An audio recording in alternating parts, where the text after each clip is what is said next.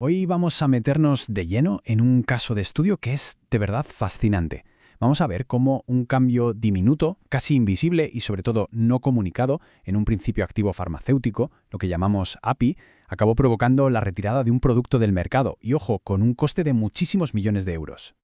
Pero antes de empezar, una pequeña aclaración que es importante. Este análisis está basado en problemas reales de los que ocurren en la industria, pero los detalles concretos como nombres, fechas o cifras exactas los hemos modificado. Lo hacemos para proteger la confidencialidad y sobre todo para centrarnos en lo que importa, la lección técnica. Bueno, pues vamos al lío. El coste total, sumando directos e indirectos, de la historia que vamos a desgranar hoy asciende a 15 millones de euros. Sí, como suena. Una cifra que ya de por sí nos deja claro las consecuencias que puede tener un pequeño detalle en este sector. Aquí tenemos el meollo de la cuestión. El problema técnico en una sola imagen. A la izquierda, una crema dermatológica perfecta en su lanzamiento, estable con un pH de 5,8. Y a la derecha, el mismo producto, pero solo 3 semanas más tarde. Una emulsión totalmente rota, separada, con un pH que se había desplomado a 4,2. La pregunta es obvia, ¿cómo pudo pasar algo así? Para entenderlo, vamos a seguir una hoja de ruta muy clara. Primero, reconstruiremos la historia de este desastre. Después, repasaremos la ciencia que hay detrás, los fundamentos. En tercer lugar, haremos una investigación casi forense de por qué colapsó. Y para terminar, extraeremos 3 lecciones críticas de todo esto. Venga, empezamos con la narrativa. Nos vamos a Alemania, año 2019. Un laboratorio farmacéutico lanza al mercado una nueva crema dermatológica. Una fórmula muy prometedora. El lanzamiento es un éxito y todo parece ir, sobre ruedas. El cronograma es que lo dice todo. Fijaos en lo rápido que se torció la cosa. Después de 18 meses de un desarrollo que había ido perfecto, se lanzan 50.000 unidades por toda Europa. Pero es que a la tercera semana ya empiezan a llegar llamadas de farmacias. Para la cuarta semana la investigación interna lo confirma. Es un fallo masivo. El producto se está descomponiendo en las propias estanterías. Vale, para poder entender por qué falló, primero tenemos que entender por qué se suponía que debía funcionar. Así que vamos a sumergirnos un momento en la ciencia que hay detrás de una formulación estable. Esta va a ser nuestra caja de herramientas para la investigación que viene ahora. El viaje de un principio activo de un API, desde la fábrica química hasta la farmacia, sigue 7 etapas clave. Empieza con su fabricación. Pasa por un control de calidad al recibirlo, luego la preformulación, el diseño de la fórmula final, los estudios de estabilidad, el escalado a nivel industrial y por último la aprobación regulatoria. Cada paso es una pieza de un puzzle increíblemente complejo. Y aquí tenemos la receta de nuestra crema. Tenemos los 2 principios activos, el antimicótico y la hidrocortisona. Y luego todo el sistema que los mantiene unidos y estables. Un agente emulsionante, un conservante para que no crezcan microorganismos, un antioxidante para que no se degrade y, claro, el agua que actúa como vehículo.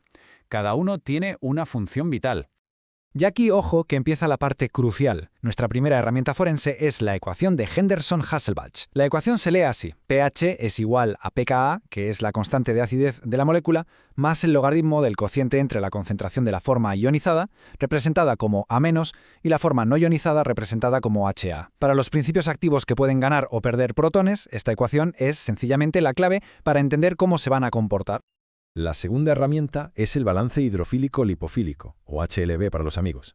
La fórmula es, el valor de HLB es igual a 20 multiplicado por, abrimos paréntesis, el peso molecular de la parte hidrofílica de la molécula, mH, dividido entre el peso molecular total, m, cerramos paréntesis. Este número, en esencia, nos chiva si a una molécula le gusta más el agua o el aceite, y eso es fundamental para crear emulsiones estables. Y la tercera es la ley de Stokes, que nos ayuda a predecir la estabilidad física. La velocidad de cremado, que es V, se calcula así: 2 por G, que es la gravedad, por el radio de las gotitas R al cuadrado, todo ello multiplicado por, abrimos paréntesis, la densidad de la fase dispersa, ρd, menos la densidad de la fase continua, ρc. Cerramos paréntesis, y todo eso dividido entre 9 por eta, que es la viscosidad. Básicamente esta ley nos dice que cuanto más pequeñas sean las gotas y más viscosa la crema, más estable será. Bien, con estas herramientas en la mano volvemos a la investigación. Los equipos técnicos descartaron muy rápido problemas de almacenamiento o del envase. Toda la atención se giró hacia el único elemento que había cambiado recientemente, el propio principio activo, el API. Cuando le preguntaron al proveedor del API qué había pasado, esta fue la respuesta. Habían optimizado su proceso para reducir costes, asegurando, y esto es clave, una calidad equivalente. Como vamos a ver ahora, esas dos palabras, calidad equivalente, escondían un cambio químico garrafal que no se comunicó. Y aquí está la prueba del delito. La pistola humeante. Vamos a aplicar Henderson-Hasselbalch. El API original, el de desarrollo, usaba un tampón de fosfato a un pH de 7,2. Si aplicamos la fórmula 7,2 es igual a 6,1 más el logaritmo de A- entre HA, el resultado es que el 92% del API estaba en su forma ionizada, o sea, era hidrofílico, le gustaba el agua. Ahora, el API comercial. Usaba un tampón de acetato a pH 5,8. Hacemos el mismo cálculo. 5,8 es igual a 6,1 más el logaritmo de A- entre HA, y el resultado es brutal. Solo el 33% estaba en forma ionizada. El API se había vuelto de repente mucho más lipofílico. Le gustaba mucho más el aceite. Este fue el cambio fatal. Este cambio químico provocó un efecto dominó, un colapso físico. El HLB de diseño de todo el sistema era de 11,2, lo que lo situaba perfectamente en la zona estable para este tipo de emulsión. Pero al cambiar la naturaleza del API, el HLB real, el efectivo, se desplomó a 7,8 saliéndose por completo de la zona de estabilidad. La emulsión estaba sencillamente condenada a separarse desde el minuto 1.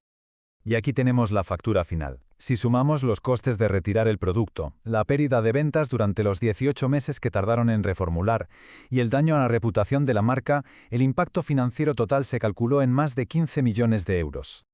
Entonces, ¿qué podemos aprender de este error tan caro? Vamos a destilarlo en 3 lecciones fundamentales, que son oro puro para cualquiera que trabaje en esta industria. Las lecciones son estas. Primera, la calidad de un API no es solo su pureza. Propiedades como el sistema de tampón que lo acompaña son absolutamente críticas. Segunda, una formulación es un equilibrio muy delicado. Cambiar un solo parámetro puede derrumbarlo todo como un castillo de naipes. Y tercera, conseguir la aprobación regulatoria no es la línea de meta. La vigilancia después del lanzamiento y un control de cambios estricto son un proceso continuo. Para quienes quieran seguir tirando del hilo, aquí van 3 lecturas que son, la Biblia en este campo. El libro de Ansel sobre formulación, el manual de Rowe sobre excipientes y la guía de Yuse sobre las directrices de calidad ICH. En la descripción dejamos unos enlaces de afiliado por si a alguien le interesa. Este análisis, por cierto, forma parte de una serie. En el anterior, el PM0, hablamos de equipos. Y en el próximo, el PMB, nos vamos a meter todavía más a fondo en el desarrollo de formulaciones y en los estudios de estabilidad. Y para terminar, lanzamos una pregunta al aire, sobre todo para los profesionales del sector. ¿Cuáles son los mayores desafíos que se encuentran en el día a día con el control de cambios de los proveedores para asegurar que una formulación sea robusta y aguante este tipo de variaciones? Y por último, la referencia regulatoria clave que ha estado presente en todo este caso. La guía ICH-Q6, que establece las especificaciones para nuevas sustancias y productos farmacéuticos. Un documento esencial. Nada más, gracias por habernos acompañado en este análisis.